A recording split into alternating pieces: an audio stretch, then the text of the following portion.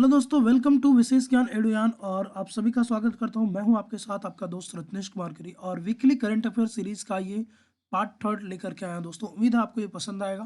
Pattern आपका UPSC का रहने वाला है, लेकिन ये आपके सभी एग्जाम के लिए सेम रूप से रिलेवेंट रहेगा क्योंकि इसके कंटेंट आपके उसी आधार पर आधारित है।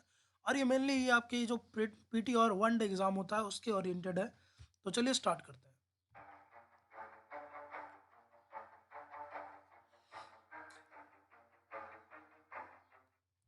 सबसे पहले न्यूज़ देखिए दोस्तों, तो आपकी एक सैड न्यूज़ है और वो है कि जो कथक घराने के जो लेजेंडरी नृत्य कलाकार थे, पंडित बिरजू महाराज जी, उनका निधन हो गया है।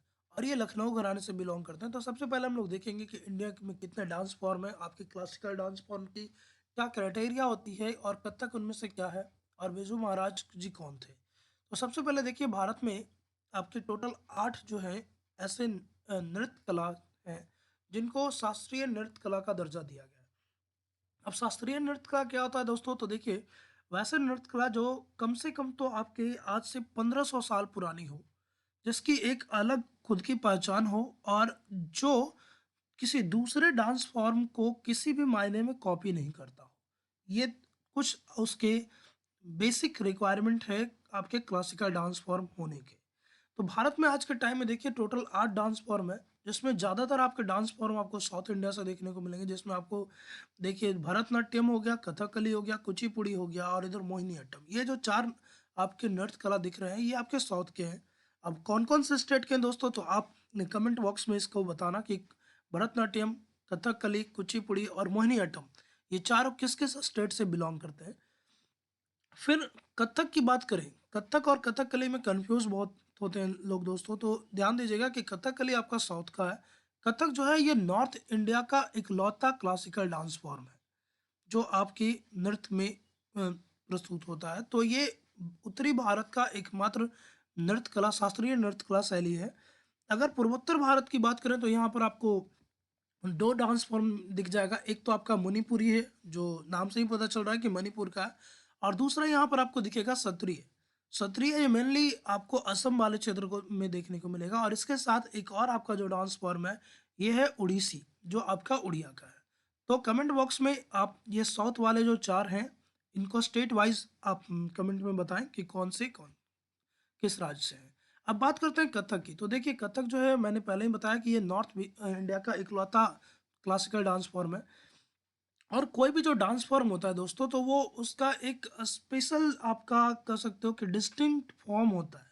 एक अलग से उसकी शैली होती है, और अलग-अलग शैलियों में भी ना, मतलब उस डांस फॉर्म में भी अलग-अलग जगहों पे अलग-अलग उसमें एक विशेषता पाई जाती है। एक मतलब कह सकते हो कि स्थानीय रूप से उसमें कुछ चीज़ों का सम्मिश्रण होता है और इस आधार पर बनते हैं घरानास। ठीक है? जैसा कि एक वेब सीरीज़ आप अगर आपने देखी होगी, मैं नाम भूल रहा हूँ, वो भी एक डांस फॉर्म पे ही आधारित था। बहुत ही फ़ेमस वेब सीरीज़ थी दोस्तों। फिलहाल अगर घरानास की बात करें दोस्तों, तो यहाँ पर आपको 3 घरानास कथक फॉर्म में मिल जाएँगे। एक है आपका जयपुर घराना, दूसरा आपका बनारस घराना और तीसरा आपका लखनऊ घराना। तो जो पंडित बिरजू महाराज जी थे, जिनको कि पद्म पुरस्कार भी प्राप्त है, तो आप ये भी बताइएगा कि पंडित बिरजू महाराज जी को कौन से पद्म पुरस्कार से सम्मानित किया गया था? ये भी आपके एग्ज़ाम के लिए बहुत ही ज़्यादा रिलेवेंट रहेगा।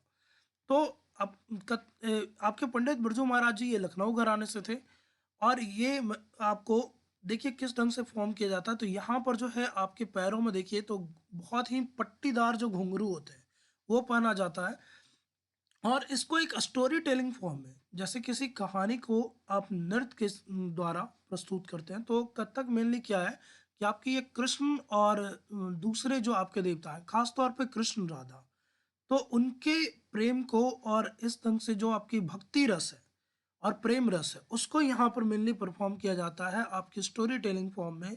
और इसमें क्या होता है कि ज़्यादातर जो आपका एक्शन होता है वो हाथ और पैरों का होता है, जिसमें पैर में क्या होगा, आपको पट्टीदार घुंघरू देखने को मिलेंगे। तो ये कुछ इसकी विशेषता है जो, और उसी कदम ताल को कंट्रोल करते हुए किया जाता है। सेकंड प्रोजेक्ट की बात करें तो ये भारत का एक ड्रीम प्रोजेक्ट होने वाला है दोस्तों। लगभग 15 लाख करोड़ से भी ज़्यादा सरकार यहाँ पर इन्वेस्ट करने वाली है। यहाँ पर देखिए गति शक्ति ये बहुत ही ज़्यादा आपके एग्जाम पर्पज से एक स्ट्रॉन्ग टॉपिक है जहाँ से आपको क्वेश्चन आ सकता है। एक्चुअली सरकार ने किया क्या है, सरकार ने कुछ बहुत नया नहीं किया लेकिन एक बहुत ही मजबूती वाला काम किया है। यहाँ पर क्या किया कि जैसे आपको पता होगा कि मान लो कि यहीं पे कोई रोड और उसके ऊपर से या रोड पे से ही आपकी रेलवे लाइन क्रॉस करती है। अब यहाँ पर क्या होता है कि रोड की आपकी रोड एंड आपकी स्टेट मिनिस्ट्री या फिर एनएचएआई देखेगी।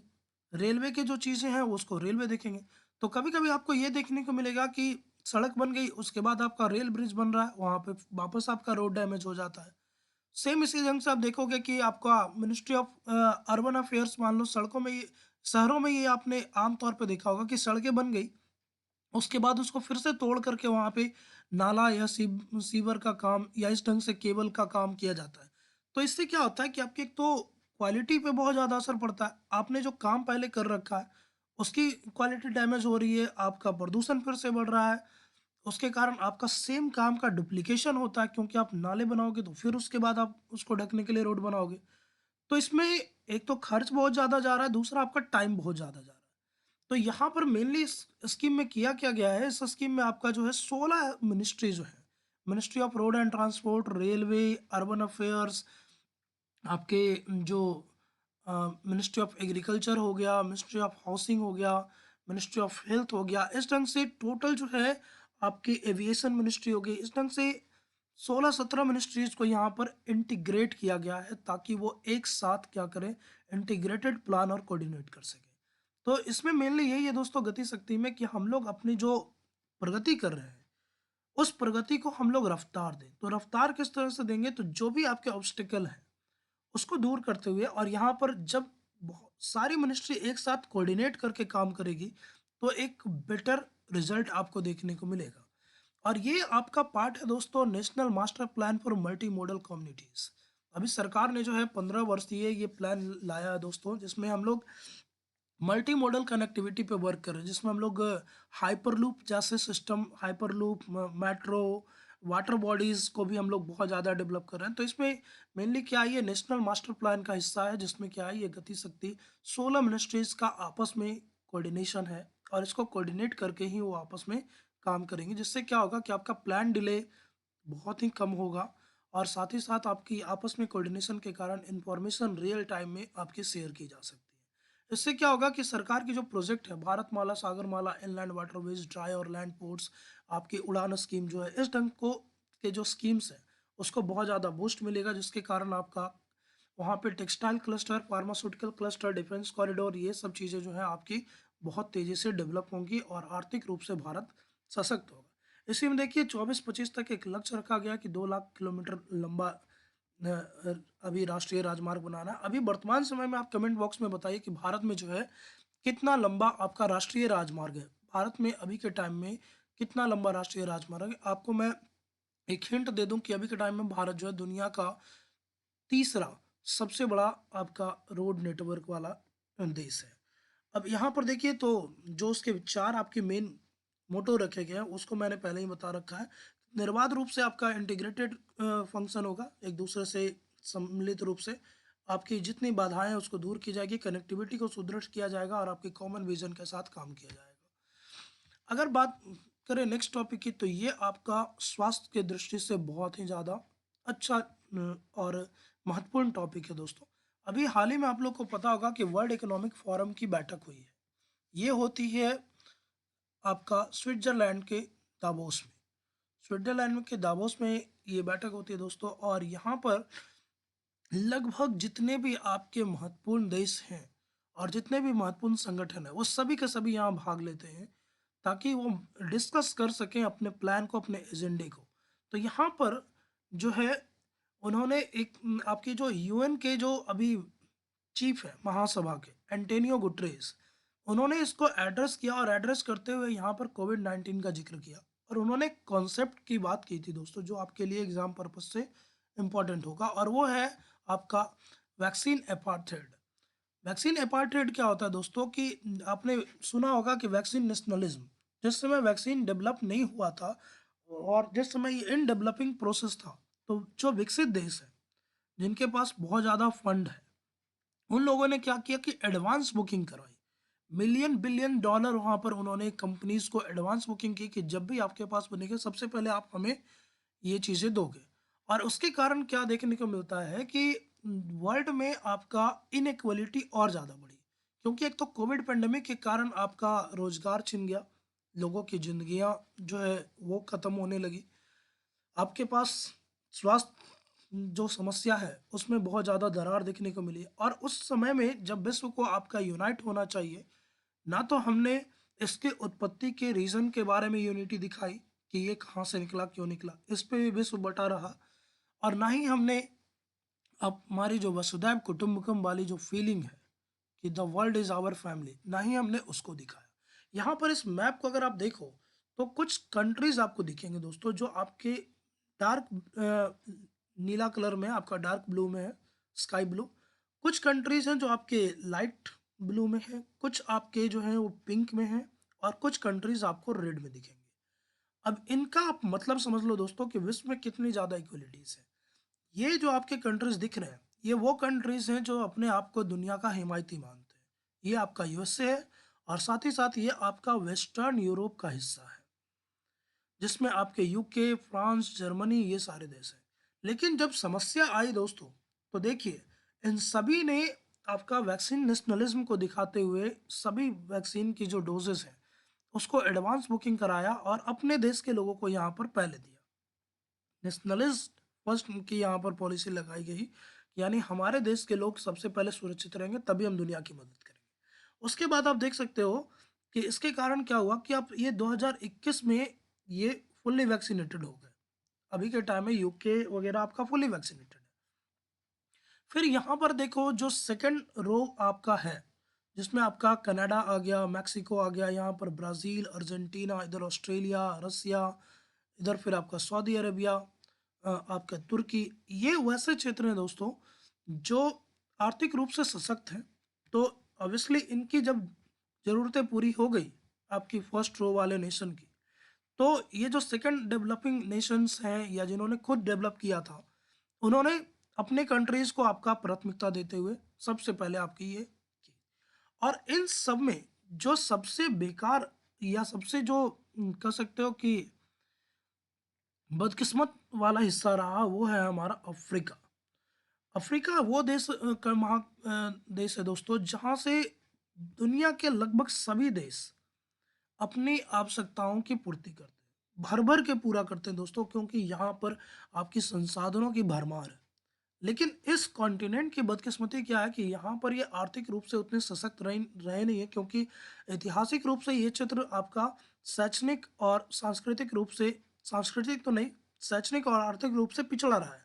इस पे हमेशा से आपका जो वेस्टर्न कंट्रीज़ हैं, उनका दबदबा रहा है और आज के टाइम में आपकी चाइना जैसी जो कुछ कंट्रीज़ हैं, वो यहाँ पर अपनी पॉलिसीज़ को इम्प्लीमेंट करती है। जिसके कारण आप देखोगे कि ये जो अफ्रीका के कुछ कंट्री हैं या फिर यहाँ पर देख लो पाकिस्तान, आपका अफ़गानिस्तान, ये वाला जो हिस्सा है, सेंट्रल एशिया वाला आप कह सकते हो, तुर्कमेनिस्तान, उज़्बेकिस्तान वाला, ये भी आज के टाइम में काफ़ी हद तक अनवैक्सीनेटेड है अभी तक, जिसके कारण गुटरेस साहब बोलते हैं कि इन सभी जो आपकी संरक्षणवादी नीतियां हैं कि हम पूरे विश्व का ना सोचकर सिर्फ अपने अपने स्वार्थ को साधने में लगे हैं, इन चीज़ों के कारण क्या हो रहा है कि दुनिया में नए नए आपके वेरिएशन आते जा रहे हैं कोरोना के, जिसके कारण ना सिर्फ ये देश अफ्रीका और आपके अ, अविकसित देश या अल्पविकसित देश भुगत रहे हैं, इसका परिणाम वापस वैसे देश भी भुगत रहे हैं जो अपने आप को फुल्ली वैक्सीनेटेड कर रहे हैं क्योंकि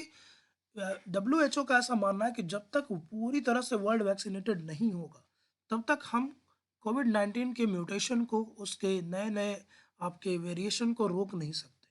तो इसीलिए यूएन ने ये बोला है कि हम लोग को वैक्सीन अपार्थाइड की नीति जो है उसको छोड़नी चाहिए और ग्लोबल लेवल पे वैक्सीन का वितरण करना चाहिए। तो ये आपका टॉपिक इम्पोर्टेंट रहा है। फिर देखिए यहाँ पर उन्होंने भारत के प्रधानमंत्री भी गए थे आपके सेम वर्ल्ड इकोनॉमिक फोरम में। उन्होंने यहाँ पर एक सिद्धांत दिया दोस्तों, स्टेट ऑफ द वर्ल्ड। ये देखिए मोदी साहब की आपकी खास तौर पे विदेश नीति अगर आप देखोगे तो ये बहुत बड़े-बड़े चीज़ों को लेकर के आते हैं। जैसे आपको पता होगा कि इंटरनेशनल सोलर अलायंस आपका नेट ज़ीरो एमिशन, इस ढंग से ये हमेशा कुछ ना कुछ नया करते रहते हैं। तो यहाँ पर पर्यावरण की दृष्टि से इन्होंने फिर से एक नई चीज़ बोली है और इन्होंने क्या बोला है कि वर्ल्ड को ना सर्कुलर इकोनॉमी की तरफ ध्यान देना चाहिए। अब ये सर्कुलर इकोनॉमी क्या है, उससे पहले हम लोग थोड़ा-सा मिशन लाइफ को समझते हैं। यहाँ पर मोदी जी ने बोला कि हमें अपने लाइफ़स्टाइल में बदलाव करने चाहिए ताकि हमारा जो लाइफ़स्टाइल है, वो पर्यावरण से तालमेल ईज़िली बैठा सकें और हम उस तालमेल को बैठा करके एक सिंक्रोनाइज़ वे में हम अपनी ज़िंदगी को जिएँ, जिससे हमारी ज़िंदगी भी सुरक्षित हो और साथ ही साथ हमारा जो पर्यावरण है, वो भी सुरक्षित हो। और ये चीज़ उन्होंने आपके कॉप 26 जो ग्लासगो में हुई थी, वो वहाँ बोली थी। और अभी उसी से एक कदम आगे बढ़ते हुए उन्होंने बोला कि अभी जो है पूरी दुनिया को स्टेट ऑफ द वर्ल्ड की तरह सोचना चाहिए, यानी हम लोग को जो प्रोडक्शन है, चीज़ों की जो प्रोडक्शन लाइन है, जो डिस्ट्रीब्यूशन लाइन है और जहाँ पर वापस उन कचरों का निपटान किया जाता है। तो इन सभी को आपस में तालमेल बिठा करके करना चाहिए, क्योंकि हो क्या रहा है कि आज के टाइम में जो अविकसित देश है या अल्प विकसित देश है, आज के टाइम में वो विकसित देशों का डंपिंग ज़ोन बनते जा रहा है। जो बड़े-बड़े कंट्रीज़ हैं, वो अपने यहाँ से कचड़ों को क्या कर रहे हैं, आपके अल्प विकसित देशों में भेज देते हैं और वहाँ पर उनको सस्ते दामों में बेच देते हैं। जिसके कारण क्या होता है, एक तरह से वो डंपिंग ज़ोन होते जा रहा है और उसका असर उस देश के पर्यावरण पे ही पड़ता है। दूसरा, जो बड़ी कंट्रीज़ हैं, ख़ास तौर पे अगर आज के टाइम में देखो तो G20 के जो कंट्री हैं, जिसमें यूएसए, इंडिया, चाइना, ये सब जो कंट्री है, ये ग्लोबल लेवल पे बहुत ज़्यादा कार्बन एमिशन कर रहे हैं। तो कार्बन उत्सर्जन कर रहे हैं, आप अपने स्तर पे तो आप बता रहे हो कि हमें जो है विकास करना है, हमें अपने विकास की रफ्तार बढ़ानी है। लेकिन वो जो कहते हैं ना, पैर पे कुल्हाड़ी मारने वाली स्थिति, कहीं न कहीं हम लोग अपने पैर पे खुद ही कुल्हाड़ी मार रहे हैं और भविष्य में क्या होगा कि हम अपने ग्रह को बचाने के लिए बहुत ज़्यादा मशक्कत करनी पड़ेगी। अभी हम लोग विकास से ज़्यादा हम लोग वृद्धि को तरजीह दे रहे हैं, जिसके कारण क्या हो रहा है कि हमारी इकॉनमी जो है पुश तो कर रही है, बट हमारा पर्यावरण उससे भी बदतर स्थिति में जा रहा है, जिसके कारण हम लोगों ने देखा कि एडवर्स आपके क्लाइमेट इफेक्ट देखने को मिले। अब सर्कुलर इकोनॉमी की थोड़ी सी बात करें दोस्तों, तो यहाँ पर कुछ इस तरह से आप देख सकते हो कि चीज़ों को हमने प्रोड्यूस किया, सेल किया, उसके बाद यूज़ किया। ज़्यादातर अभी तक क्या होता है कि हम लोग उसको या तो किसी गड्ढे में या कहीं आपकी वाटर बॉडीज़ में या कहीं भी हम लोग उसको फेंक देते हैं। अभी सर्कुलर इकोनॉमी वापस यही बोलती है कि हम लोग उसको रिपेयर करें, रीयूज़ करें, रिफर्बिश करें और रिसाइकिल करें। अगर हम इस प्रोसेस को अपनाते हैं, तो हम लोग जो है वर्ल्ड के लगभग 40% कचड़ों का निपटार ईज़ी वे में कर पाएँगे। ये बहुत ही आपका सही रहेगा दोस्तों। और इसके लिए पीएम मोदी ने बोला कि पूरी दुनिया को साथ में आना पड़ेगा, यानी कि पूरी दुनिया को वापस वही वसुधैव कुटुंबकम वाली स्थिति में आना पड़ेगा। हम लोग जो है छोटी कंट्रीज़ को यहाँ पर मतलब नेग्लेक्ट नहीं कर सकते। अब बात करें दोस्तों एक आपके गवर्नमेंट प्लान की, तो ये आपका एग्ज़ाम पर्पज़ से, चूँकि कोविड का आउटब्रेक 4-10 साल होते जा रहा है, अभी आपका कोविड का ओमिक्रॉन वेरिएंट भी आ गया। तो उस हिसाब से आपकी ये जो स्कीम है गवर्नमेंट की, ये आपके लिए इम्पोर्टेंट रहेगी। ई-संजीवनी। ई-संजीवनी क्या है दोस्तों? तो देखिए, ई-संजीवनी जो है आपका वर्ल्ड लेवल, तो देखिए दोस्तों, ये आपका जो ई-संजीवनी है ना, इसको हम लोग नेशनल टेलीकम्युनिकेशन सर्विस के नाम से भी जानते हैं और इसको हम लोगों को डेवलप किया है आपका सीडैक ने। सीडैक का आपका पूरा नाम आपको इम्पोर्टेंट रहेगा, centre for development of advance computing, और ये आपका बनाया गया था मोहाली में। इसको किस लिए बनाया गया था दोस्तों? इसको बनाया गया था आपका ओपीडी के लिए, आपकी यानी टेलीकम्युनिकेशन के लिए, दूरसंचार के माध्यम से आपका जो पेशेंट्स को सहायता प्रदान की जा सके, उसके लिए आपका ई-संजीवनी किया गया था। फिलहाल अगर बात करें तो अभी इसको झारखंड, केरला, पंजाब और तमिलनाडु इसको यूज़ कर रहे हैं और ये आपका मोबाइल एप्लीकेशन भी इसके नाम से आपको ई-संजीवनी के नाम से मिल जाएगा। अब इसकी प्राथमिकता क्या है और इसके महत्व क्या है, तो उसको थोड़ा-सा देखते हैं। तो देखिए, डब्ल्यूएचओ के अनुसार भारत में क्या है, लगभग आपके एक डॉक्टर जो है, वो आपके लगभग 1450 पेशेंट्स को डील करते हैं। यानी अगर देखो तो 1450 लोगों पर आपका एक डॉक्टर है। उस हिसाब से डॉक्टर की अवेलेबिलिटी हमारे पास बहुत ही ज़्यादा कम है। और इसमें भी वैसे सुदूर क्षेत्र जो जहाँ पर आपकी एक्सेसिबिलिटी बहुत ही कम है, यानी आप कह सकते हो दूर दराज के जो आपके ग्रामीण क्षेत्र हैं या फिर जो दुर्लभ एरियाज हो गए, पहाड़ी क्षेत्र हो गए, वहाँ पर इस ये जो स्थिति है ये और भी ज़्यादा विकट हो जाती है। तो ऐसी परिस्थिति में आपका जो ई संजीवनी है, जो टेलीकम्युनिकेशन है, टेलीमेडिसिन है, ये आपके लिए बहुत ज़्यादा हेल्पफुल रहने वाला है। तो एग्ज़ाम पर्पज़ से आप ये देखिए कि स्टार्ट कब हुआ है, नवंबर 19 में। इसको हम लोग नेशनल टेलीकॉम कंसल्टेंसी सर्विस के नाम से भी जानते हैं, सीडैक इसकी डेवलपिंग एजेंसी है। वर्तमान में इसको आपका रेशियो भी थोड़ा-सा इम्पोर्टेंट रहेगा। अब देखिए ई संजीवनी की तरह ही आपका एक और चीज़ आया है, ई संजीवनी ओपीडी। दोनों में अंतर क्या है? तो थोड़ा-सा देखिए। ई संजीवनी जो है वो मेनली डॉक्टर टू डॉक्टर आपका कंसल्टेशन है। यानी ऐसे डॉक्टर जो मान लो किसी ग्रामीण क्षेत्र में हैं और वहाँ पर उनको इन इमरजेंसी में या फिर मान लो रेगुलर बेसिस पे भी ऐसे पेशेंट आते हैं जो जिनके लिए कोई एक्सपर्ट की सलाह ज़रूरी है। जिनके लिए आपके मतलब समझ लो कि सिविल सर्जन टाइप के या बहुत ही ज़्यादा मतलब उस क्षेत्र में रिसर्च किए हुए व्यक्तित्व से राय की आवश्यकता है। तो ई संजीवनी मेनली क्या है, डॉक्टर टू डॉक्टर आपका टेलीमेडिसिन सिस्टम डेवलप कराएगा। यानी एक डॉक्टर दूसरे डॉक्टर से आपकी कंसल्ट करेंगे। जबकि आपकी जो ई संजीवनी ओपीडी है ये आपका ऑनलाइन माध्यम से doctor to patient, doctor and patient कह सकते हो कि उसको डील करेगा। ऐसे आपके बहुत सारे ऐप ऐप भी आपको मिल जाएंगे, प्रैक्टो और मेडिकैप, बहुत सारे ऐसे हैं जो आपको मिल जाएँगे, जिसमें क्या होता है कि आप पहले एक रजिस्ट्रेशन कीजिएगा अपना, उस पे आपके ओटीपी के थ्रू आप रजिस्टर्ड होइएगा। फिर आप जो है उसको लॉगिन कीजिएगा विद पेशेंट आईडी। यहाँ पर आपको वेट करना है और आपका कॉल नाउ का बटन आएगा। जैसे ही कॉल नाउ हुआ वहाँ पर आपका वीडियो कॉलिंग हो जाएगी और वीडियो कॉलिंग पे आप जो है डॉक्टर से वीडियो कॉलिंग के माध्यम से जुड़ जाएँगे और अपनी समस्याओं को वहाँ पर आप बता सकते हैं। इससे क्या होगा, इससे आपका दूर-दराज के क्षेत्र में रहने वाले लोगों को आपकी जो स्वास्थ्य की सुविधाएँ हैं, वो बहुत अच्छी लेवल पे मिल पाएगी और उसके कारण क्या होगा कि आपकी ग्रामीण क्षेत्रों में या दुर्लभ क्षेत्रों में जो मोर्टेलिटी रेट है, उसमें बहुत ज़्यादा गिरावट देखने को मिलेगी। तो ये चीज़ें आपके लिए इम्पोर्टेंट रहेगी दोस्तों, क्योंकि अभी कोविड आउटब्रेक बार-बार हो रहा है, तो ई संजीवनी और ई संजीवनी ओपीडी इसके अंतर को आप ज़रूर समझिएगा, ख़ास तौर पे अगर आप यूपीएससी और पीएससी का स्टूडेंट हैं तो, क्योंकि वो आपको यहाँ पर कन्फ्यूज़ कर सकता है। फिर देखिए एक बहुत ही आपका इम्पोर्टेंट न्यूज़ ये भी है कि आपकी जो इंडोनेशिया है उसने अपनी राजधानी को चेंज कर ली है और चेंज करके उसको ले गया है न्यू आइलैंड पे। और न्यू बॉर्लियन आइलैंड को यहाँ पर उसने नाम दिया है नुसांतारा।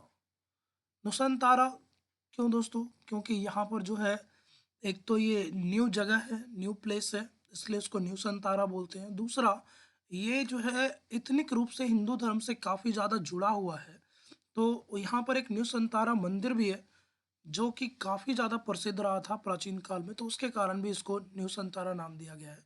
अब इसके पीछे की 2-3 वजह हैं दोस्तों, लेकिन जो सबसे इम्पोर्टेंट आपकी रीज़न है कैपिटल चेंज करने का, वो है आपका राइजिंग सी लेवल। एक तो जकार्ता का एरिया बहुत कम था, तो वहाँ पर बहुत ज़्यादा चूँकि कैपिटल सिटी थी, तो उसके कारण आपका आबादी बहुत ज़्यादा बढ़ गई।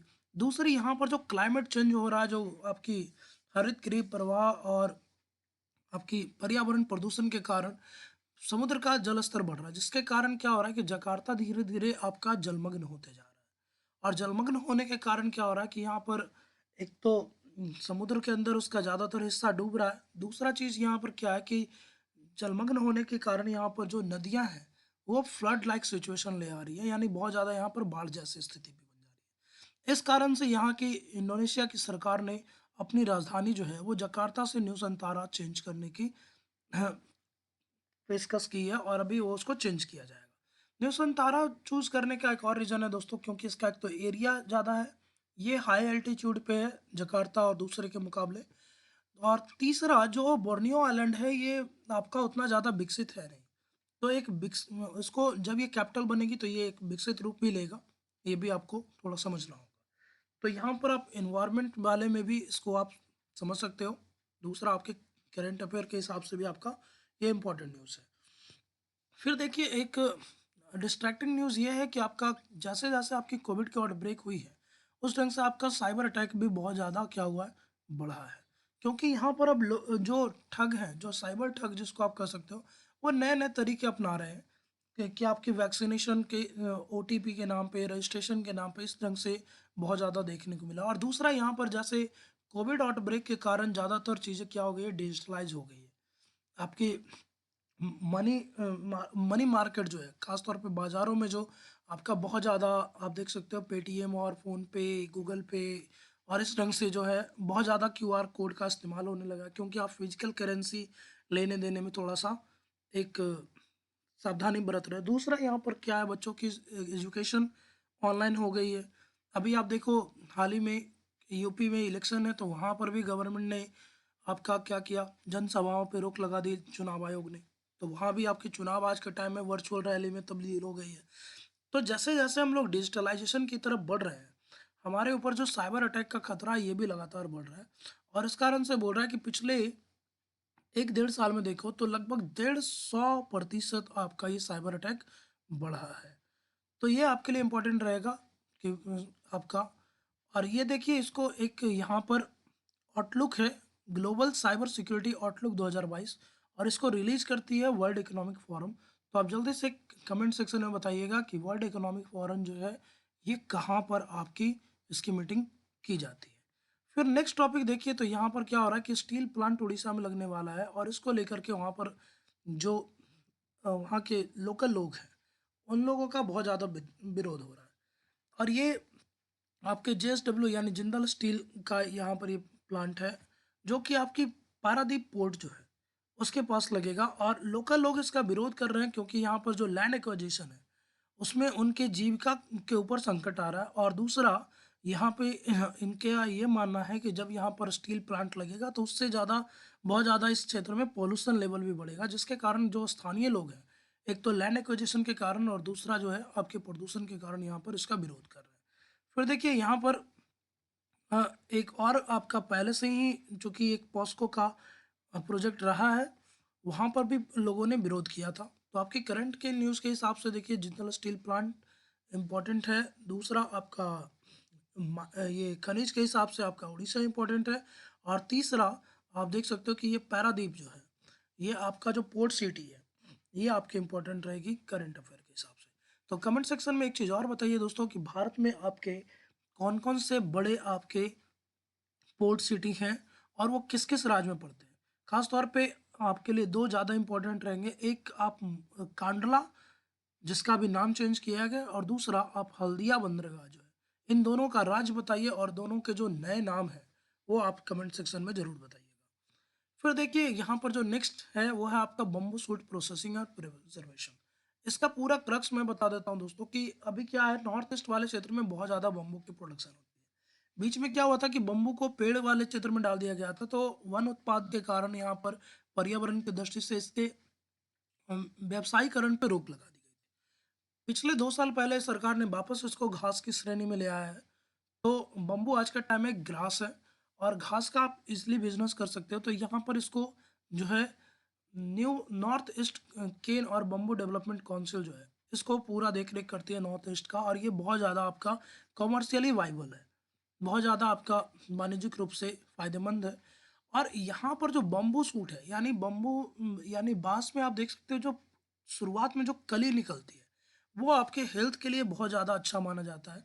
अब इसमें क्यों ऐसा है? क्योंकि देखिए इसके जो बेनिफिट बताए जा रहे हैं बम्बू सूट्स के, कि ये यहाँ पर बहुत ज़्यादा प्रोटीन, कार्बोहाइड्रेट, मिनरल्स, फाइबर और पाया जाता है। साथ ही साथ ये आपके शुगर और फैट काफ़ी कम है। यानी आप देख लो कि आपकी मोटापा और ट्रांस फैट को बहुत ही कम करते हुए ये आपको आवश्यकता अनुसार आपके जो पोषक पदार्थ हैं वो उपलब्ध करा रही है। फिर बोल रहा है कि यहाँ पर कार्बन ये सॉरी आयरन की भी मात्रा बहुत ज़्यादा है, और आपके फाइटोस्टेरॉल्स की भी मात्रा ज़्यादा है, जिसके कारण क्या हो रहा है कि ये नेचुरल मेडिसिन के रूप में भी आपका ये वर्क करती है। फिर देखिए यहाँ पर जो ये टॉक्सिसिटी को डिवाइड करती है, जिसके कारण आप इसको बिना फर्टिलाइज़र के, बिना किसी रासायनिक खाद और पिड़कनाशी के इसको उगा सकते हो, जिसके कारण ये बहुत ज़्यादा आपके लिए फ़ायदेमंद रहेगा। फिर यहाँ पर देखिए कि ये एंटीऑक्सीडेंट है, जिसके कारण ये क्या है आपका फोनिकल्स सॉरी फेनोलिक कंपाउंड्स में भी यूज़ होता है, और इसको आप जो है breakfast, fruit juice, bakery, meat products, वहाँ भी आप जो है इसको यूज कर सकते हो। फिर बोल रहा है कि इसके कारण क्या होगा कि आपका न्यूट्रिशन लेवल बढ़ेगा, और जो पीएम पोषण अभियान है उसको भी नॉर्थ ईस्ट में बहुत ज़्यादा मजबूती मिलेगी। तो ये कुछ इसके फ़ायदे हैं, और जिसके कारण बोला जा रहा है कि इससे लोकल लोगों को क्या होगा, एक तो वाणिज्यिक रूप से फ़ायदा होगा और साथ ही साथ इस मिशन के द्वारा जो हमारे स्वास्थ्य सुविधाएँ हैं, जो स्वास्थ्य लाभ है वो भी काफ़ी ज़्यादा मात्रा में अच्छी होगी। तो इसलिए जो बम्बू शूट प्रोसेसिंग और प्रिजर्वेशन है, इसको थोड़ा-सा ध्यान से पढ़िएगा। ख़ास तौर पे बम्बू आज के टाइम में पेड़ नहीं है दोस्तों, ये घास में काउंट होती है, जिसके कारण नॉर्थ ईस्ट में इसका बहुत ज़्यादा व्यापार होता है। और यूपीएससी में आपको ये कन्फ्यूज़ कर सकता है, ख़ास तौर पे इसके फ़ायदे को लेकर के कि आपका ये क्या पाया जाता है, क्या नहीं, और इसमें क्या इसमें फर्टिलाइज़र वग़ैरह होता है, नहीं होता, एंटीऑक्सीडेंट होता है या नहीं होता, तो थोड़ा इस हिसाब से आप इसको देखिएगा। फिर देखिए ब्रिक्स में क्या हो रहा है कि ब्रिक्स का साइंस टेक्नोलॉजी इनोवेशन का यहाँ पर जो है मीटिंग हुआ है। 15th मीटिंग हुई है, तो आपको बस इसका थीम याद रखना है, foster high quality BRICS partnership ushers in a new era of global development. तो ये इसकी थीम है दोस्तों, ये आप याद रख सकते हो। अभी इंडिया जो है 2021 में ब्रिक्स का चेयरमैन था। अभी उसने अपनी चेयरमैनशिप जो है 2022 के जनवरी में, देखिए यहाँ पर उसने चाइना को दे दी है। यानी अभी 2022 में जो ब्रिक्स की जो लीडरशिप है, जो चेयरमैनशिप है, वो किसके पास है दोस्तों? चाइना के पास है। अभी चाइना में फिर इसकी ब्रिक्स की समिट होगी, तो याद रखिएगा ये। यहाँ पर देखिए 5 इवेंट हैं जो आपके इंडिया में अभी परफॉर्म होंगे। एक स्टार्टअप फोरम की मीटिंग होगी, फिर आपका एनर्जी, बायोटेक्नोलॉजी और बायोमेडिसिन का होगा, आईसीटी और हाई परफॉर्मेंस कंप्यूटिंग का होगा, फिर आपका साइंस टेक्नोलॉजी इनोवेशन का होगा, और फिर आपकी ब्रिक्स इनोवेशन लॉन्च पैड जो है एज ए माइक्रो साइट्स भी यहाँ पर की जाएगी। तो ये 5 ऐसे काम हैं जो आपके लिए इंडिया में अभी ब्रिक्स के द्वारा किया जाएगा। बट आपके लिए इम्पोर्टेंट जो है ब्रिक्स की चेयरमैनशिप है। ब्रिक्स में कौन-कौन से कंट्री होते हैं? तो देखिए ब्रिक्स में अगर बात करें तो B for Brazil, R for Russia, I for India, C for China और एस फॉर साउथ अफ्रीका होता है। पहले ये 4 थे, ब्रिक थे, अभी ये ब्रिक्स हो गया है दोस्तों। तो ये आपके लिए इम्पोर्टेंट रहेगा। अभी इसकी चेयरमैनशिप चाइना के पास है। नेक्स्ट आपका जो है देख लो, तो एस इसके बाद यानी ये चेयरमैनशिप जो है साउथ अफ्रीका के पास जाएगी। ये आपका न्यूमेरिक वे से ये जाता है। फिर देखिए नेक्स्ट जो आपका है सस्टेनेबल फूड प्रोडक्शन और अंडर एनवायरमेंट स्ट्रेस। अभी क्या हो रहा है कि पर्यावरण प्रदूषण के कारण और एडवर्स क्लाइमेट चेंज के कारण बहुत ज़्यादा आपकी पोषक पदार्थों के उत्पादन में, खासतौर पे खाद्यान्न उत्पादन में बहुत ज़्यादा कमी देखने को मिल रही है। दूसरा जो खेती जैसी जो भूमि है, कृषि युक्त भूमि भी आपका दिन प्रतिदिन क्या होता जा रहा है, कम होता जा रहा है। तो इसको लेकर के इंडिया और यूके, जो आपकी ब्रिटेन है, उसने यहाँ पर आपस में क्या किया, पार्टनरशिप किया कि हम लोग जो है सस्टेनेबल डेवलपमेंट गोल 2 जो है आपका ज़ीरो हंगर, हम लोग उसको टारगेट करेंगे और उसके हिसाब से हम लोग आपस में क्या करेंगे, कोलैबोरेट करेंगे, ताकि हम लोग नई नई टेक्नोलॉजी पे एक साथ वर्क कर सकें और अच्छी तरीके से वर्क करते हुए हम लोग उस चीज़ को पूरा करेंगे। अब यहाँ पर वर्ल्ड बैंक की एक रिपोर्ट भी है दोस्तों कि लगभग 43% के आसपास की जो साउथ एशिया की जो भूमि है, आज के टाइम में क्या हो रही है, बंजर होती जा रही है। क्योंकि यहाँ पर बहुत ज़्यादा इंटेंसिव जो है खेती की गई है, जिसके कारण क्या हो रहा है कि आपकी अंधाधुंध कृषि और गहन कृषि के कारण क्या है कि भूमि की उर्वरक क्षमता पे आपका नकारात्मक प्रभाव पड़ा है। तो बस आप ये याद रखिएगा कि फूड प्रोडक्शन को लेकर के इंडिया में आपका कोलैबोरेशन हुआ है और वर्ल्ड बैंक की आपकी रिपोर्ट इंपॉर्टेंट है। सस्टेनेबल डेवलपमेंट 2 आपके लिए जो ज़ीरो हंगर है वो इंपॉर्टेंट है।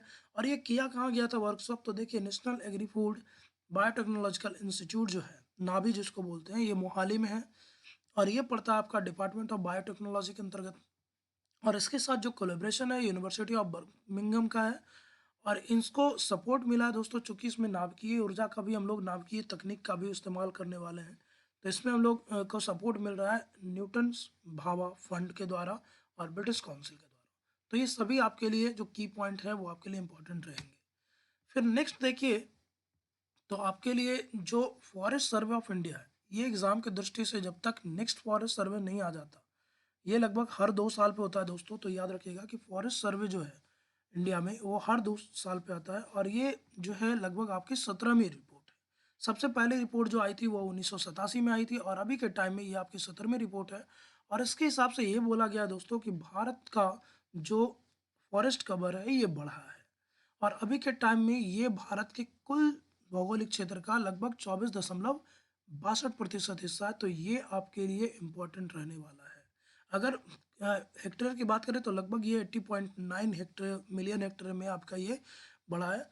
एक अच्छी खबर ये है दोस्तों कि भारत के 17 राज्य और यूटी ऐसे हैं जहाँ पर जो मिनिमम क्राइटेरिया होता है 33% का, कि आपको कम से कम 33% क्षेत्र अगर आपका फॉरेस्टेशन है वहाँ पे, तो आपका वो पर्यावरण के इस लिहाज से अच्छा माना जाता है। तो भारत के 17 स्टेट और यूटी ऐसे हैं जहाँ पर ये आपकी अचीवमेंट पूरी हो चुकी है।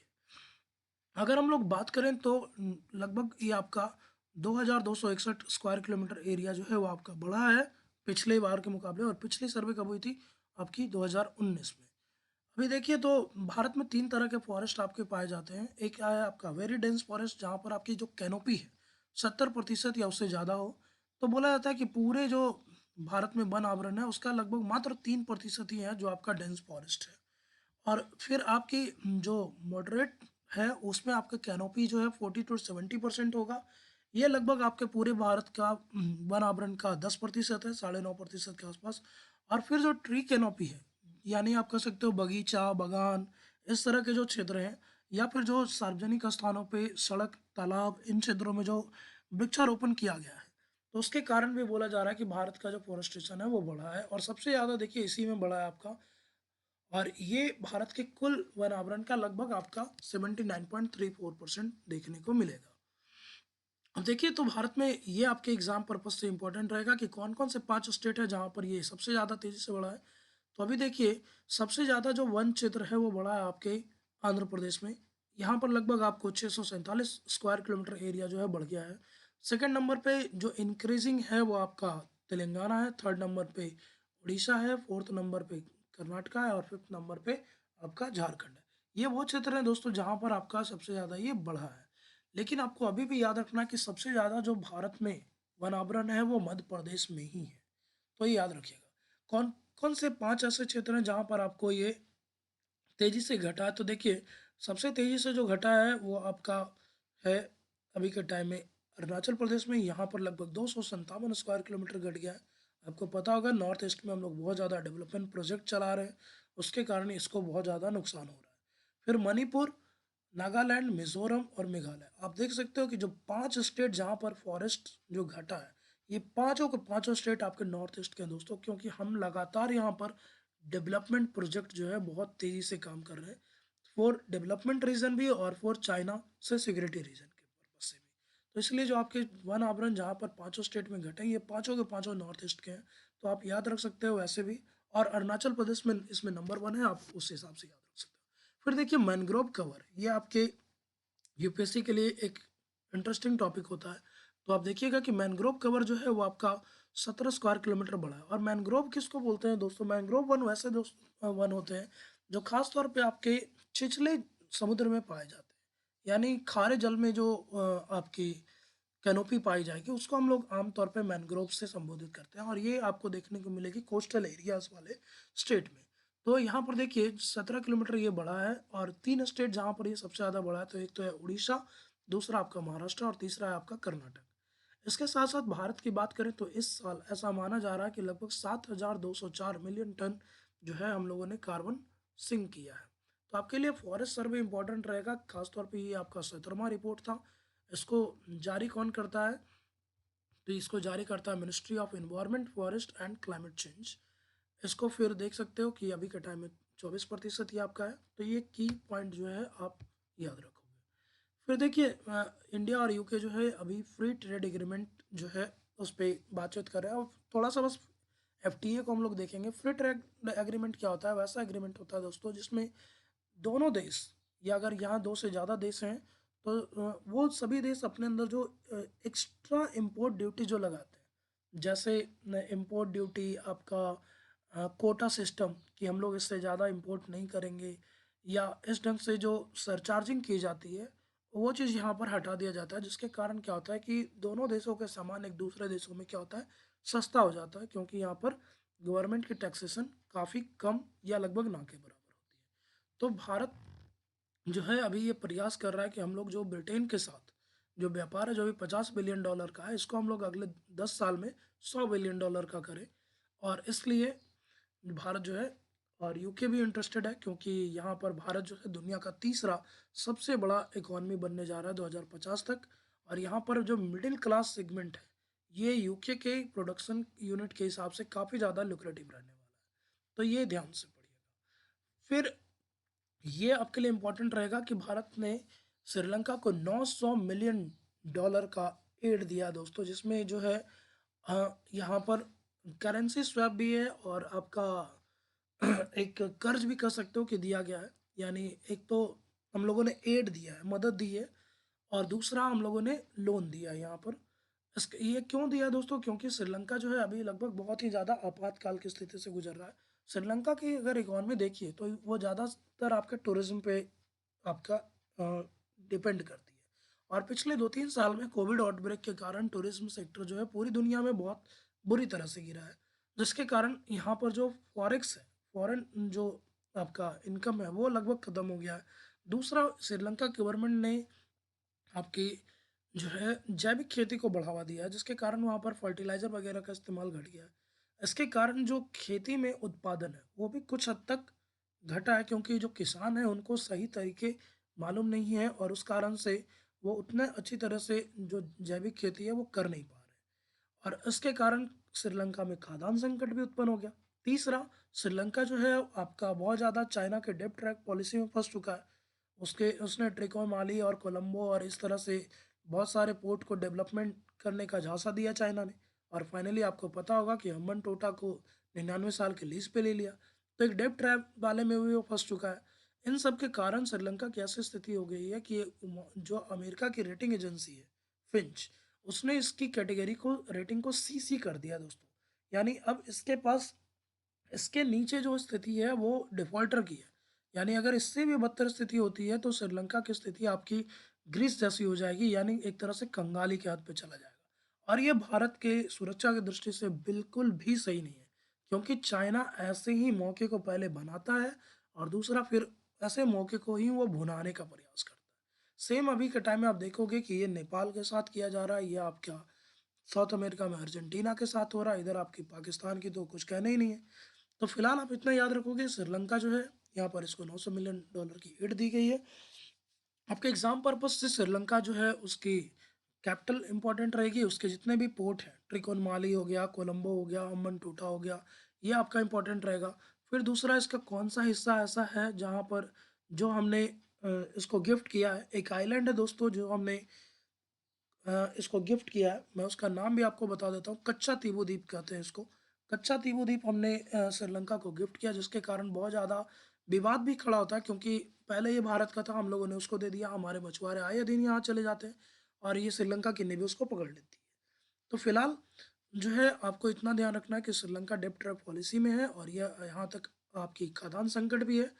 क्यों है? आपके एग्जाम पर्पज से मैंने वो चीज़ें बता दी। जैविक खेती है, आपका लोन है, करेंसी डिवैल्यूएशन हो चुका है क्योंकि फॉरेक्स यहाँ पर है नहीं, और चाइना की डेब्ट ट्रैप पॉलिसी के कारण। तो श्रीलंका को आप अच्छी तरह से कवर करेंगे। तो फिलहाल इस टॉपिक, इस सेगमेंट में इतना ही दोस्तों। उम्मीद है आपको ये सेशन अच्छा लगा होगा। चीज़ों को थॉरली हमने समझाने का प्रयास किया ताकि आपको एक हॉलिस्टिक अंडरस्टैंडिंग बने। अगर आपको पसंद आया हो तो लाइक शेयर सब्सक्राइब जरूर करें, दोस्तों के साथ इसको शेयर करें ताकि हमें भी मोटिवेशन मिले और हम भी इस तरह से अच्छे वीडियोज़ आपके लिए लेकर आ सकें। तो चलिए, थैंक यू सो मच, जय हिंद।